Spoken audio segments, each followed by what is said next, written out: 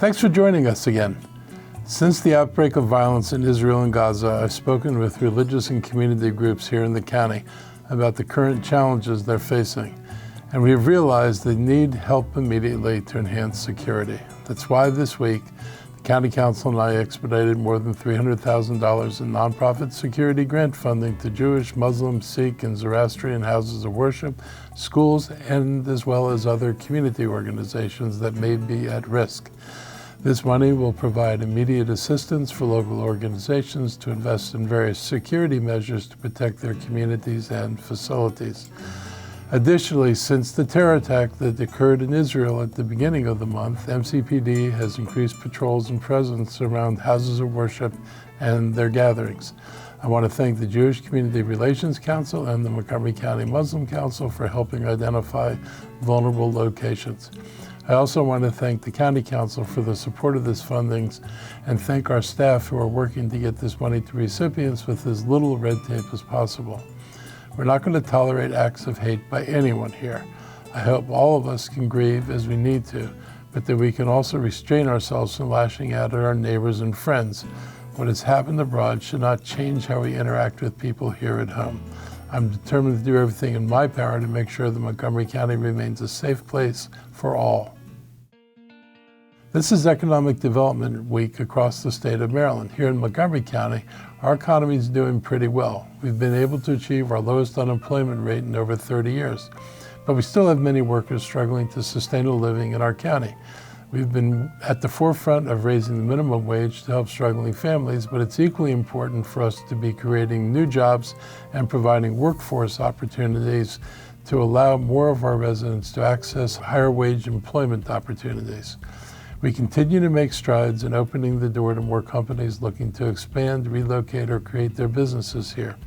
Last week, the Maryland Department of Commerce announced it received a $750,000 grant from the U.S. Small Business Administration to give the state a bigger footprint in the world economy. The money will be used to broaden international reach, help local companies create jobs, and find new markets. Of the 32 Maryland companies receiving money, 16 of them are from Montgomery County. The county's been helping businesses through the early stages of development. We've been able to use our business incubators to help entrepreneurs develop the skills they need to bring their ideas to market. Working with the universities at Shady Grove, Montgomery College, and WorkSource Montgomery, we provide workforce training opportunities for those who are just starting their careers to those who are wanting to change their professions. These workforce training programs, along with our infrastructure, our amenities, federal facilities, and our highly educated population, are some of the main reasons biotech, information technology, cybersecurity, and hospitality companies have been able to thrive here. Economic growth is also occurring in our agricultural communities. Montgomery County took a big step forward in the agritourism business with the opening of the Crossvines earlier this year. The grape crushing facility, which I actually started working on over a decade ago, helps our county farmers get started in the lucrative wine business, along with the growing numbers of wineries and breweries in the Ag Reserve and elsewhere in the county. The new events center and its critically acclaimed bistro has made Poolsville an agritourism destination. This week, I got a chance to tour Burntail Farm in Clarksburg with Maryland Secretary of Agriculture, Kevin Addix. His focus was on agritourism in the state and some of the value-added agriculture happening here in Montgomery County. Montgomery County is home to a robust, diverse, and talented group of entrepreneurs. From here, companies are connected to federal agencies, many different funding opportunities, and to a network of life science and data-driven companies. We continue to be home to one of the top school systems in the nation. There are many, many reasons why our economic opportunities should continue to grow. When Governor Wes Moore was here earlier this year to learn about our Institute of Health Computing taking root in North Bethesda, he thanked me for understanding how change happens. It takes vision and determination, but also a strong coalition to get everyone moving in the same direction. A key component to economic development success is becoming a destination for international businesses. They're looking to expand and are particularly interested in opportunities in the American market, something that we're already providing for the county's companies, entrepreneurs, and startups. Over the next 2 weeks, I'll be going on an economic development trade mission to India and Vietnam, two of the most robust and booming economies in the world. I'll be joined by County Council President Evan Glass and business leaders from Montgomery County for these important trade missions. My goal is to find new ways for Montgomery County to partner with businesses in Vietnam and India. We're looking for opportunities to bring jobs and new technologies to the county. We also will be promoting 8 organizations which received Export MD grants from the Maryland Department of Commerce to travel to these countries to find customers and/or suppliers for themselves. It makes a lot of sense to use the diversity we have in this county as a strength so that we create new economic development opportunities. We have a very welcoming community with many foreign-born residents who commend Montgomery County as a safe place to be. And many of our partners abroad actually recognize this.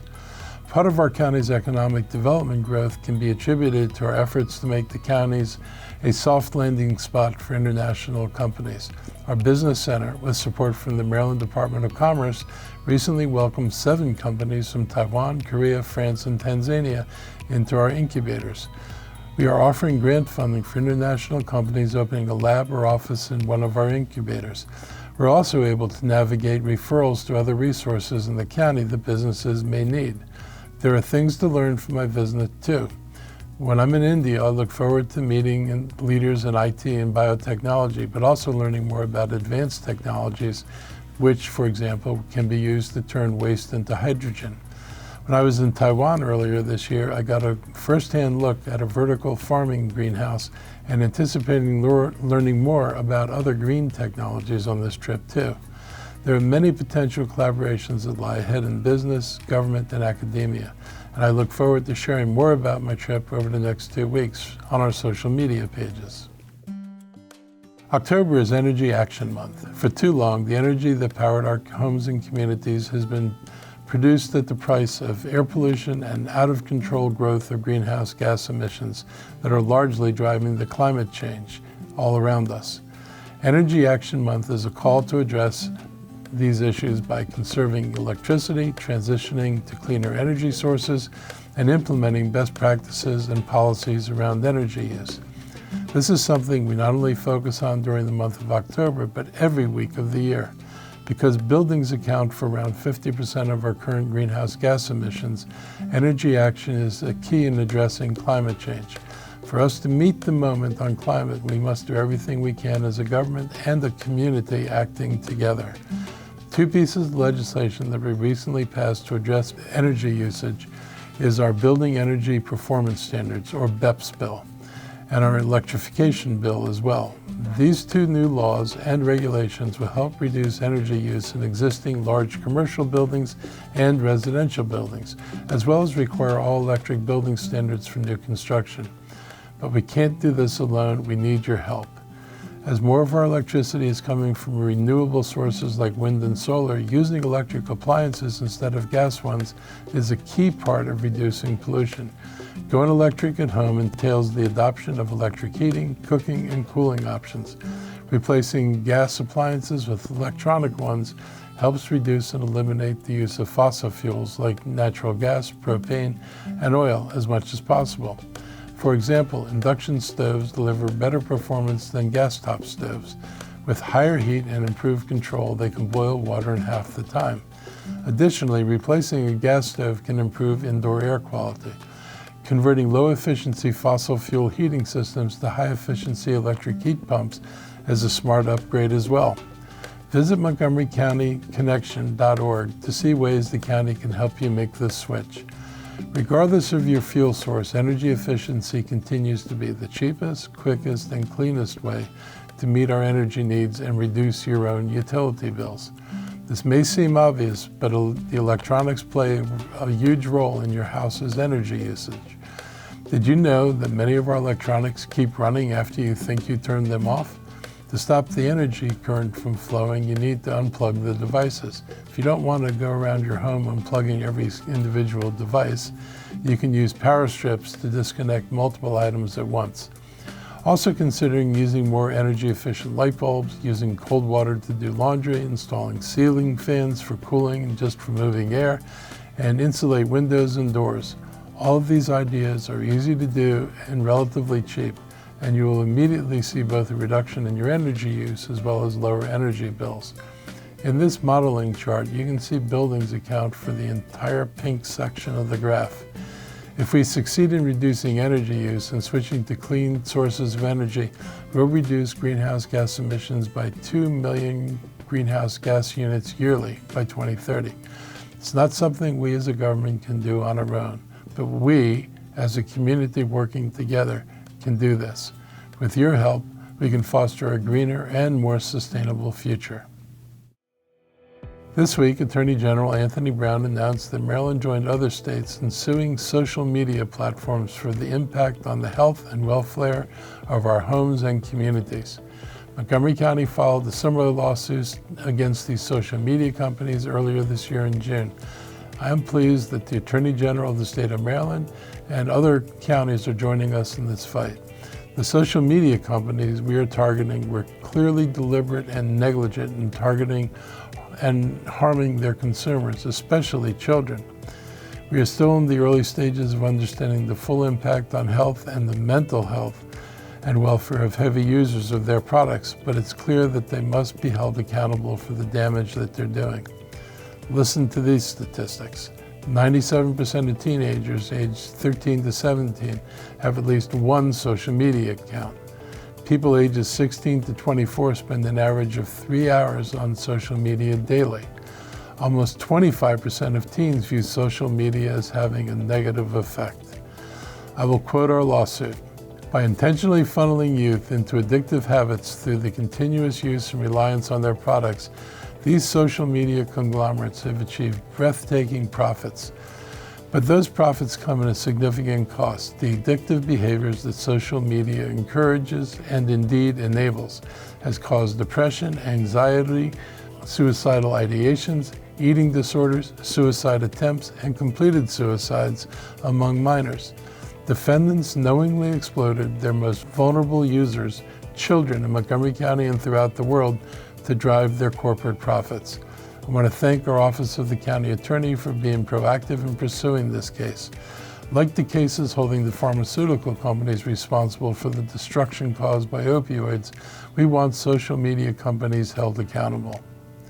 As for our COVID-19 news this week, case rates continue to decline, and we're well on the other side of the wave that began in August.